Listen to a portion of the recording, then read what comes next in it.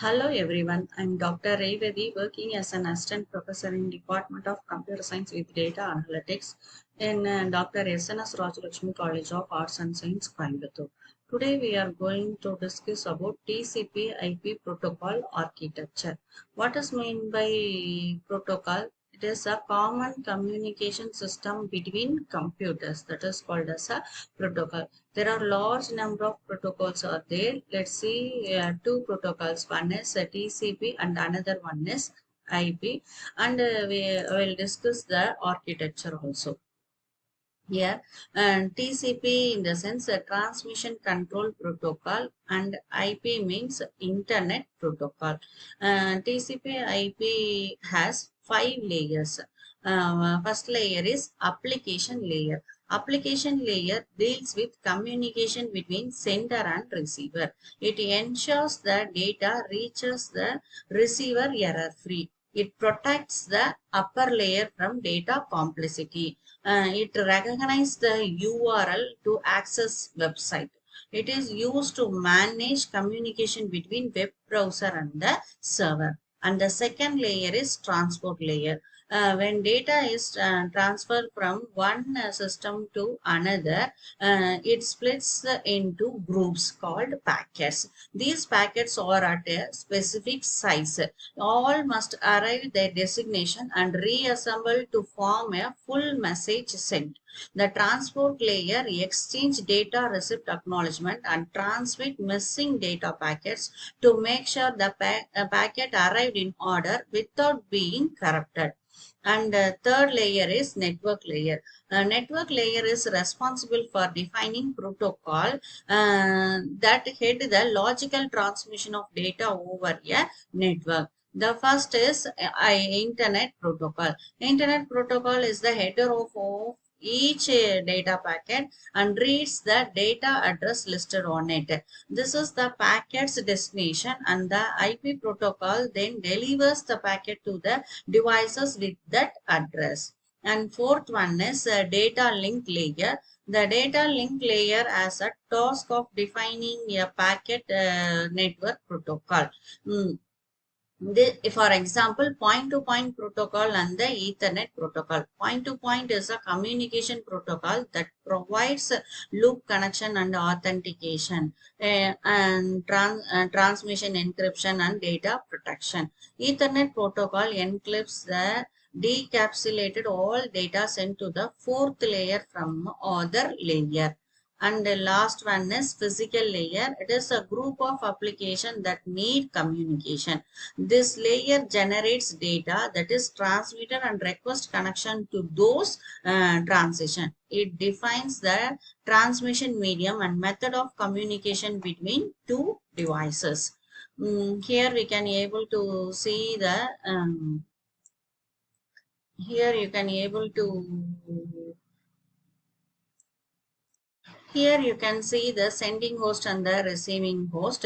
Application layer communicates with the sender and the receiver as we have seen already. It request for the login. The transport layer divides the packet, that is TCP segments data into packets, and it transfers to the internet layer. Internet layer just transmits the internet protocol datagram, and it is given to the data link layer. The data link layer is responsible for framing. The framing is given to the physical network layer. This receiving host, the physical network is connected with the receiving physical network. The frame is then transferred to the data link layer, and the frame is another again transferred to the IP datagram, and the IP datagram that reconnects all the packets and retransmit it to form a message, and it has been received by the receiver. That is the concept. the protocols used in this 5 layers.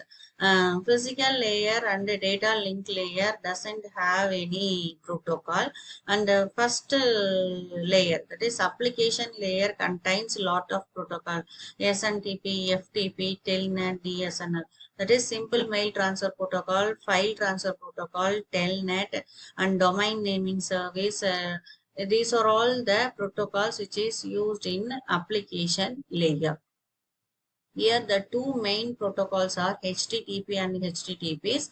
HTTP stands for Hypertext Transfer Protocol, while the HTTPs stands for Hypertext Transfer Protocol Secure. And the next protocol is SSH, means Secure Shell. It is a terminal emulation software that display video within a certain area on the computer. It has the ability to maintain an encrypted connection over a TCP/IP session.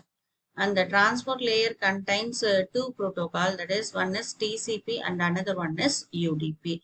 And TCP stands for Transmission Control Protocol, and the UDP stands for User Datagram Protocol. TCP is transmit data in a way that appears more likely character by character, and TCP can communicate with each other through they were physically connected in a circuit. UDP stands for User Datagram Protocol. It provides a delivery service for datagram, a specific type of packet used by some devices. Devices use the UDP when they need to send small amount of data, because it eliminates the process of validating a connection between the devices. In the network layer, we are having ICMP, that is Internet Control Message Protocol, and IGMP, ARP, RARP, and IP. This ICMP provides information about the network problem they are experiencing. Finally, protocol is ARP. ARP means Address Resolution Protocol, and it finds the hardware address of the device using its IP address. RARP in the sense Reverse Address Resolution Protocol, which is used in the receiving side to reverse the same process. And all this network forms a TCP IP protocol. Next one is difference between TCP and IP. What are all the features? The purpose of TCP ensures reliability, order, and error checking delivery between applications. But in IP, it provides addressing and routing of packets across network. In TCP, IP is a connection-oriented type, but in IP, it is a connectionless protocol. And TCP manages data transmission between devices that ensures data integrity and ordering. But in IP, it routes packets of data from source to the destination based on the IP addresses. TCP/IP handles error, includes error checking and recovery mechanism. But Internet protocol, there is no error checking process, because it doesn't handle errors. In TCP/IP, it can have a flow control mechanism, but it is not available in the IP address. The conjunction control helps TCP/IP to manage network congestion, but it is not available in the IP also. And data segmentation, it divides data into smaller packets and reassemble them at the destination. But in IP, it doesn't handle data, and it doesn't reassemble the data, because it doesn't breaks the packet data into packets. It's head in TCP IP, the header size is 20 to 60 bytes, but in IP, it's smaller than 20 bytes. It's TCP IP is more reliable in data transfer, but IP doesn't give any guarantee. it gives TCP/IP gives acknowledgement while receipt of data packets, but internet protocol doesn't give any acknowledgement. Here, these are all the difference between TCP and IP. We'll come to know next topic through another video. Thank you all.